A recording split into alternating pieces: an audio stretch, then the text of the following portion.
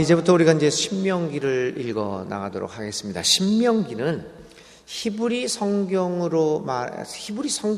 이름으로 얘기하면은 드바림이라고 불립니다. 여러분들이 이 구약 성경의 이름은요, 오늘 우리가 뭐 창세기다, 출애굽기다, 레위기, 민수기, 신명기라고 이렇게 이름을 짓고 있는데요. 사실 본래의 이름은 아닙니다. 창세기 하면, 그러니까 우리들이 이 성경의 이름을 지은 거는 바로 그런 거죠. 그 책의 주제를 가지고 그 이름을 지었습니다. 그러니까 창세기니까 세상을 만든 그 이야기구나. 그래서 창세기라고 지었고, 출애굽기, 그러니까 이집트에서 탈출한 이야기구나 해서 그 주제를 중심으로 출애굽기 뭐 이렇게 썼습니다. 그런데 히브리 성경에서는 이름이 그렇지 않습니다. 히브리 성경은 그 성경책의 이름을 글자 첫 번째로 하게 됩니다. 그래서 이 주제로 이름을 지은 게 아니라 이 첫 번째 시작하는 말. 그래서 신명기는 드바림이라고 하는 말로 시작합니다. 드바림이라는 말은 말씀이라는 뜻입니다. 그러니까 누구의 말씀이냐? 모세가 한 말씀이다, 이런 뜻입니다. 그런데 이제 왜 그러면 우리는 이렇게 신명기다 라고 하는 그 이름들을 히브리 성경과는 다른 이름을 붙였느냐? 이 전승은 기원전 4세기, 2세기에 헬라어로 번역되었던 70인역이라는 게 있습니다. 70인역부터 이런 주제를 가지고 이름을 붙였습니다. 그래서 오늘날 이제 신명기라고 그러는데, 여러분 신명기라는 뜻도 뭐 다 알고 계시는지 모르겠습니다. 신명기의 뜻은 뭐냐면은 이 중국어 성경이 번역한 것을 우리는 그 말을 그대로 따와서 쓰고 있습니다. 신자는 우리가 이렇게 네모당해서 가운데 줄 있고 이렇게 줄 세로로 간 거요. 그 신자, 그 신인데 거듭되다, 반복되다라는 뜻입니다. 그래서 반복되다, 다시 말해서 두 번째다라는 얘기입니다. 명은 명령할 때 명자를 써서 두 번째 명령이다. 또 이렇게 다시 얘기하면 두 번째 율법이다라고 하는 뜻입니다. 이게요. 앞에 자가 신자가 이제 두 번째 거듭되다고, 그 다음에 명은 명령할 때 명자, 두 번째 율법. 그래서 어떤 분들은 이게 신명기니까 한자를 안 보시고요. 하나님의 이름에 대해서 얘기하는 건가? 아주 쉽게 그렇게 생각을 하시는데 그런 게 아니라 두 번째 율법이라고 한 말입니다. 왜 두 번째 율법일까요? 오늘 신명기 1절부터 34절까지는 모세의 마지막 설교를 만들어낸 겁니다. 이제 수집해 놓은 거죠. 그래서 모세의 긴 설교인데 크게 5가지 큰 주제로 나누어져 있습니다. 그래서 이 모세가 모압 평지라고 하는 데에서 이제 가나안 정복을 가나안 전쟁을 눈앞에 두고 이제 백성들에게 다시 한번 역사를 되새기고 하나님이 하신 말씀들을, 율법들을 되새겨 보면서 이 가나안 정복 전쟁을 준비하고 있는 이 과정입니다. 그 속에서 행했던 설교입니다. 그래서 이 민수기까지 있었던 여러 가지 율법들을 반복하고 있습니다. 그래서 두 번째 율법이다, 이렇게 불러지고 있는 것입니다. 신명기가 문자로 기록된 것은 언제쯤일까? 여러분, 우리가 이해해야 할 것은 이 구약 성경이, 특별히 이 모세 5경이 신명기까지, 어떤 사람들은 모세 6경이라고도 합니다. 여호수아까지요. 이 오래된 문서가 처음부터 글로 쓰여지지 않았다는 것을 이해하셔야 됩니다. 그러니까 처음부터 글로 나타나서 이렇게 책으로 묶여진 게 아니라는 거죠. 이건 다 말로 이어져 이 구전으로 구전이라는 기간이 상당히 오래 갔습니다. 그러다가 어느 시기에 문자로 기록하게 되었습니다. 그러면 이 신명기는 언제 책으로 묶어졌을까? 이게 기원전 7세기경에 만들어졌습니다. 글자로 쓰여졌어요. 기원전 7세기라고 이제 하니까 한 600년, 예수님 탄생하기 600년 전이라고 보면 되죠. 그때는 어떤 시기였느냐? 북이스라엘이 아시리아라고 하는 나라에 의해서 멸망당한 지 거의 80년에서 100년 정도의 세월이 흘렀던 때입니다. 그러니까 굉장히 어려웠을 때입니다. 기원전 7세기니까요. 그러니까 북이스라엘은 사라졌습니다. 그 하나님의 도우심을 받아 이 가나안 땅을 정복하고 그렇게 솔로몬과 사울과 이 다윗과 솔로몬 왕국을 통해서 그 남북을 통일을 하고 그 큰 땅을 차지하며 그렇게 찬란하게 지냈던 다윗 왕국이 솔로몬 이후에 갈라져서 그래도 명맥을 유지하며 살아왔는데 이 북쪽 나라는 사라지고 말았던 데입니다. 아시리아. 그러니까 백성들이 그때 생각을 하면은 하나님께서 이렇게 인도해 주셔서 가나안 땅을 정복하고 이렇게 우리를 용성하게 만들었는데 오늘날 우리는 뭐냐? 왜 이렇게 북이스라엘은 없어지고 그럼 남유다만 남았는데요. 기원전 7세기경에 그러니까 아시리아가 멸망하고 남유다만 남았는데 이 남유다의 상황은 어땠습니까? 이 남유다의 상황은 부정과 부패로 왕조들의 부정과 부패로 막 그냥 흔들릴 때였습니다. 그리고 이제 얼마 있다가 한 50년 정도 있다가 이제 바벨론에 의해서 이 남유다도 멸망을 당하고 말죠. 이 시기입니다. 아직 남유다는 살아있기는 하지만 이 안에서 썩은 것들이 자정 능력을 상실한 채 이 남유다도 허덕이고 있었던 시절입니다. 바로 그때 정치적, 사회적으로 매우 불안정한 때에 학자들이 이 신명기 저자가 이 책을 문서로 구전으로 전해져 오던 것들을 문서로 남기기 시작했습니다. 아마 그랬을 것이라고 학자들은 짐작을 합니다. 이 신명기의 저자는 멸망의 위기에 처한 유다를 하나님의 말씀에 근거하여 새롭게 세우려고 하는 선각자적인 시각으로 이 말씀들을 기록하기 시작했을 것으로 생각합니다. 짐작이 되는 거죠. 그래서 이 모세의 설교집이라고 일컬어지는 이 신명기의 구절들을 한 구절 한 구절 읽어보면 그 당시에 혼란했던 시대 한 의인이 망해가는 자기의 나라를 바라보면서 얼마나 안타까웠겠습니까? 어떻게든지 이 나라를 다시 하나님의 말씀으로 세워보려고 하는 그 심정을 가지고 이 글을 문자로 남기기 시작했습니다. 그러니까 신명기를 읽어보면 이 그 저자의 그 아주 그 간절한 마음, 그 나라를 살아가면서 어떻게든지 한번 다시 일으켜 보려고 하는 이 절절한 심정이 신명기에 나타나 있다라고 볼 수 있습니다.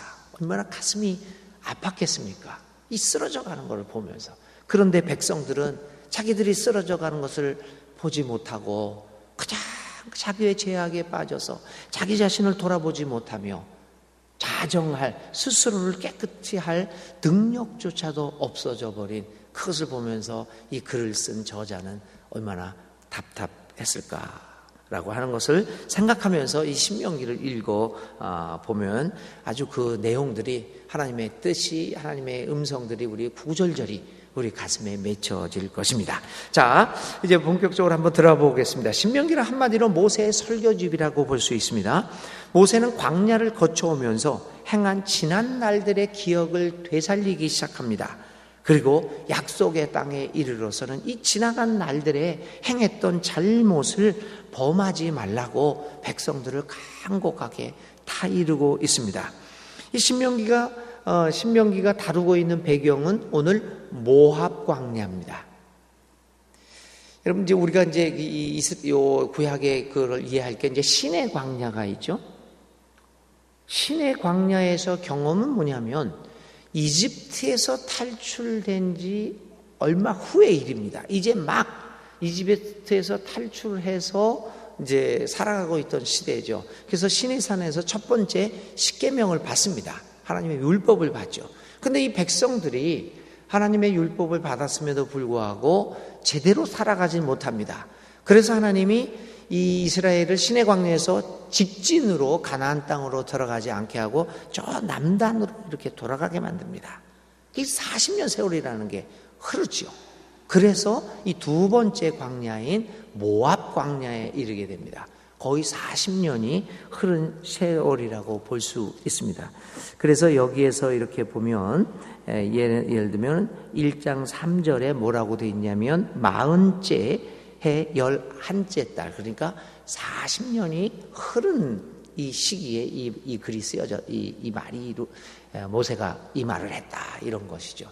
그러니까 40년이 세월이 흘러서 이제 모압 광야에서 모세가 이제 마지막 설교를 합니다. 그는 이제 이 모압 광야에서 가나안 땅으로 들어가지 못하고 자기는 여기에서 사라져야 할 것을 모세는 이미 알고 있었습니다. 그래서 그 이제 마지막 설교를 하는 거죠. 그러면은 이제 이 신명기 전체의 핵심은 이겁니다.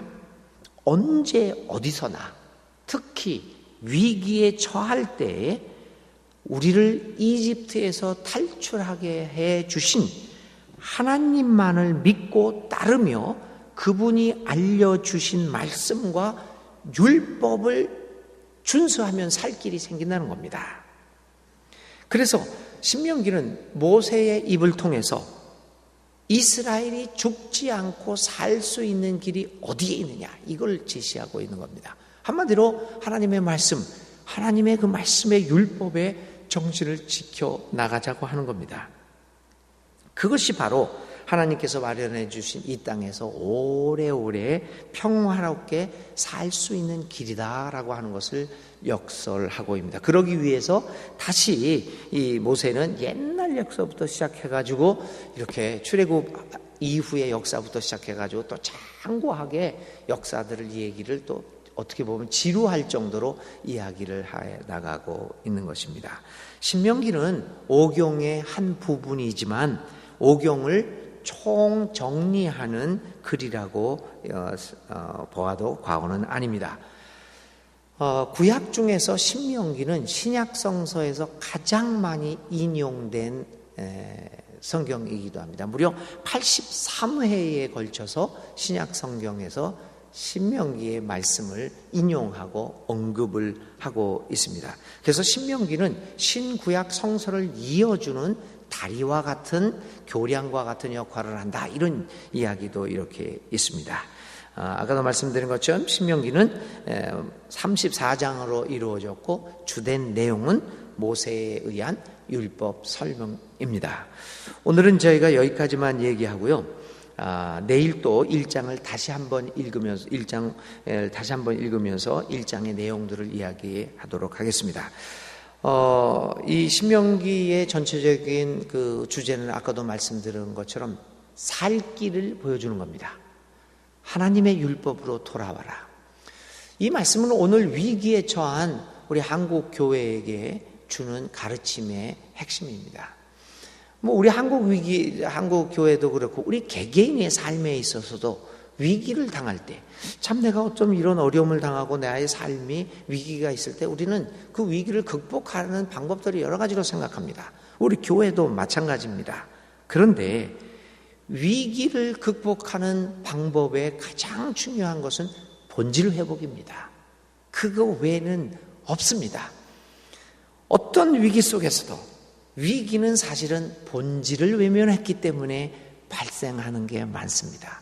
개인의 생활에서도 그렇고 공동체의 우리 교회의 삶도 그렇고 우리 국가적, 아니 우리 전 인류적 삶에 있어서도 위기는 본질을 외면했기 때문입니다. 그러므로 위기의 극복의 가장 중요한 것은 본질로 돌아오는 겁니다. 그걸 다른 말로 얘기하면 전공법이라고도 얘기할 수 있겠죠. 위기를 극복하기 위해, 우리는 위기를 모면하기 위해 이런 방법 머리를 굴립니다. 그런 거를 해서 잠시 동안의 위기는 모면할 수 있겠지만, 그러나 머리를 굴려서 만들어낸 위기 극복의 방법은 또 다른 위기를 초래함으로써 위기의 위기가 가중됨으로 어느 때에 이르게 되면 도저히 감당할 수 없어 폭발하게 되는 것을 경험하게 될 것입니다. 그것이 이스라엘 역사였죠. 그래서 신명기는, 하나님은 신명기를 통하여 우리에게 다시 한번 하나님의 말씀으로 돌아오라고 촉구하고 있습니다. 그리스도의 마음으로 돌아와라, 그리스도의 정신으로 돌아오라 우리에게 말씀하고 있습니다. 사랑하는 우리 교우 여러분, 오늘 자신의 삶과 우리 교회의 삶과 우리 민족의 삶을 생각하며 다시 한번 하나님의 말씀의 근본 정신으로 돌아와서 우리의 삶의 위기를 극복할 수 있는 우리 지혜로운 믿는 이들이 다 될 수 있기를 간절히 기도드립니다. 이제 신명기를 우리가 34장까지 읽어가면서 이러한 하나님의 말씀을 마음에 담고 우리의 삶을 주님의 말씀으로 성찰해 볼 수 있다고 한다면, 우리는 신명기 34장을 다 읽으면요, 가나안 땅에 들어갈 수 있을 것입니다. 여러분들에게 이러한 복이 이루어지기를 간절히 기도드립니다. 오늘 우리가 생각할 말씀은, 우리가 하루 종일 생각할 말씀은 본질 회복입니다. 나의 삶의 본질이 뭘까? 우리 신앙의 본질이 뭘까? 우리 교회에 모이는 이유가 뭘까? 이 본질에 대해서 한번 생각해 보며 오늘 나의 삶이, 우리의 교회의 삶이 이 본질과 비슷해지고 있는지, 아니면 본질과는 전혀 다른 것들을 우리는 쫓고 있는지를 한번 생각하면서 하나님 앞에서 하루의 삶을 살아갈 수 있기를 간절히 기도드립니다. 기도하겠습니다. 하나님, 오늘부터 신명기를 읽어갑니다. 위기에 처한 그 국가를 향하여 모세의 입을 통하여 하나님이 바로 여기에 살 길이 있음을 제시해 준 것을 우리들이 생각해 봅니다. 하나님, 우리에게도 하나님은 분명히 살 길을 제시해 주셨습니다. 그런데도 어리석은 우리들은 주께서 제시해 주신 살 길을 바라보지 못하고 엉뚱한 곳에서 우리의 살 길을 찾다가 멸망의 길로 들어서는 어리석은 우리들의 모습을 봅니다. 하나님, 우리의 어리석음을 용서하여 주시고 우리에게 성령의 지혜를 주셔서 하나님 앞에서 살 길을 택하는 우리 모두가 되게 하여 주시옵소서. 그래서 우리에게 당한 여러 가지 모양의 위기들을 슬기롭게 극복해 나가는 우리 모두가 되게 하여 주시옵소서. 예수님의 이름으로 간절히 기도를 드립니다. 아멘. 오늘의 우리의 실천은 아까도 말씀드린 것처럼 나의 삶의 본질이 무엇인가를 깨닫고 하나님, 그 본질이 우리의 삶에서 이루어지게 하소서, 본질을 추구하며 살아가게 해주소서. 하루 종일 기도하는 실천을 여러분들 하시기 바랍니다. 우리 주님 가르쳐 주신 기도하겠습니다. 하늘에 계신 우리 아버지, 아버지의 이름을 거룩하게 하시며 아버지의 나라가 오게 하시며 아버지의 뜻이 하늘에서와 같이 이 땅에서도 이루어지게 하소서. 오늘 우리에게 일용할 양식을 주시고 우리가 우리에게 잘못한 사람을 용서하여 준 것 같이 우리 죄를 용서하여 주시고 우리를 시험에 빠지지 않게 하시고 악에서 구하소서. 나라와 권능과 영광이 영원히 아버지의 것입니다. 아멘. 아멘.